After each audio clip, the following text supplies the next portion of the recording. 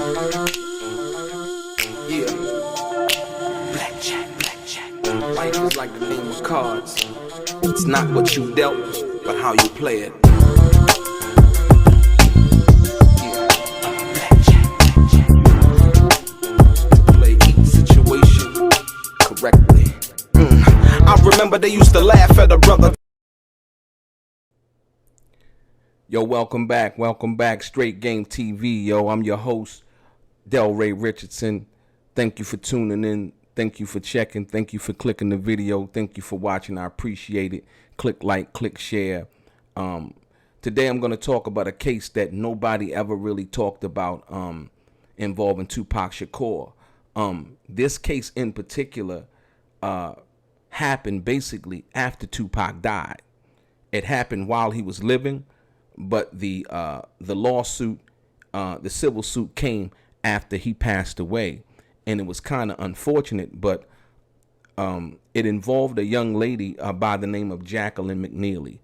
And it was at a concert that Tupac had in Pine Bluff, Arkansas in 1993.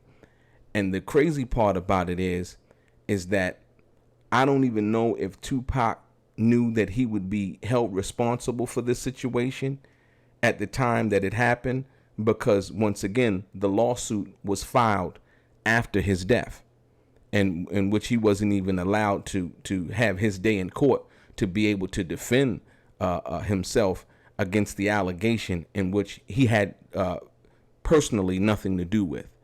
And so basically at this concert, like I said, in Pine Bluff, Arkansas, 1993, this young lady by the name of Jacqueline McNeely, she was 27 at the time, went to Tupac concert, and basically what they had alleged was that Tupac basically he incited the crowd or taunted the crowd into a riot-like atmosphere, causing the shooting.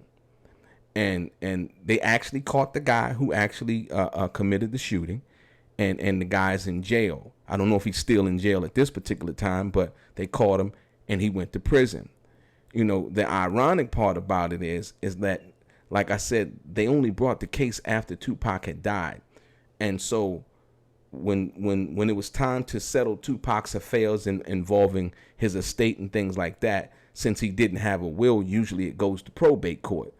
And so during the time of that, a judge basically had awarded the young lady, Jacqueline McNeely, a $16.6 million judgment against Tupac's estate. And the reason that was because the paperwork, when they file a lawsuit and they send the paperwork to the other party, Tupac's estate or family or lawyer at that time, who would have been David Kenner and Death Row. I don't know if they served that. I believe they served Death Row because, like I said, there was nobody over the estate at that particular time. I think they probably served all parties involved, and the parties that were sued was, and the funny part was, because in 1993, Tupac wasn't with Death Row yet. So they sued Miss McNeely and her attorney. They sued Tupac, Death Row, Interscope, and Warner Brothers. They basically painted it with a broad brush. But ironically, the person that they didn't sue was the young man who was responsible for actually shooting her. And I find that to be sad, actually. So, you know, it's like, you know, even in Tupac's death, they were trying to say that he was this bad guy and responsible for something that he wasn't even responsible for. You know, I think that's quite sad, but that's just the life that he lived. You know, when Tupac talked about, you know, people, you know, the lawyers and the courts and how they would do him, you know, people suing him and so on and so forth. You know, this was one of those situations like, yo, even after he died, you know, people are coming for money. And so when his estate and things got settled, they were able to basically now answer the lawsuit. And what happened is they filed a petition in California, this situation, and they were actually given, the Tupac's estate was given a reprieve, and they basically didn't have to pay the fan or the young lady, Jacqueline McNeely, the money, because what was ruled was that they weren't able to offer up a defense, because it was basically just a default judgment, because nobody showed up. Basically, nobody was served and nobody received the paperwork according to Tupac's estate. So what they did was they basically came to a settlement. And the young lady, she was left a paraplegic. She was paralyzed from the chest down, involved in that situation. And like I said, they caught the guy who did it. So basically, they came to a settlement for $2 million. And they also, Jacqueline McNeely, the young lady who was left paraplegic, they also sued the venue where the concert was held, and the venue actually settled for $500,000.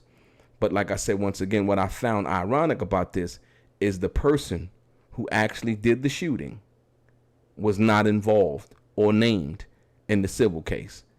So it's like, we don't really we got you, we're going to put you in jail, but now it's time for us to get this money. And so let's sue Tupac, let's sue his estate, even though he's dead now, let's sue his estate and put pressure on them to try to get some money from the estate. And so I think that all came about where, Interscope, Warner Brothers, Death Row, and the estate, everybody probably pooled together the $2 million and paid the young lady. And like I said, I feel for her because, at the end of the day, you going out to have, to have a good time at a concert. You ain't anticipating that you're going to leave that concert in an ambulance and from that day forward become a paraplegic. But like I said, that's just going to show you that, like, even in Tupac's death, they were trying to blame him for something that he wasn't responsible for by alleging that he was taunting the crowd and he created a riot-like atmosphere. It wasn't like she was trampled over, you know what I mean? From a riot-like atmosphere, you were shot by somebody who had a gun, who they caught, who they put in jail. So the only person that was responsible for that was the person who shot you, and basically the venue, I would say, more importantly, because of the security implications or lack thereof from searching him and having a gun on him and it being able to get it into the venue or, where have you. So, like I said, your boy Delray, StraightGameTV. And like I said, that $16.6 million judgment came about before Tupac's affairs or anything could be settled. So his estate was basically $16.6 million in debt before anything could be done, anything as far as his expenses and what his mother would get and so on and so forth. So like I said, yeah, chime in, click like, click share, tell me what you guys think about that.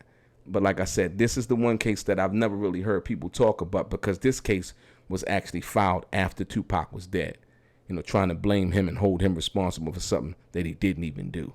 And I just found that to be a sad and at the same time very educational from the perspective of, you got to watch what you do.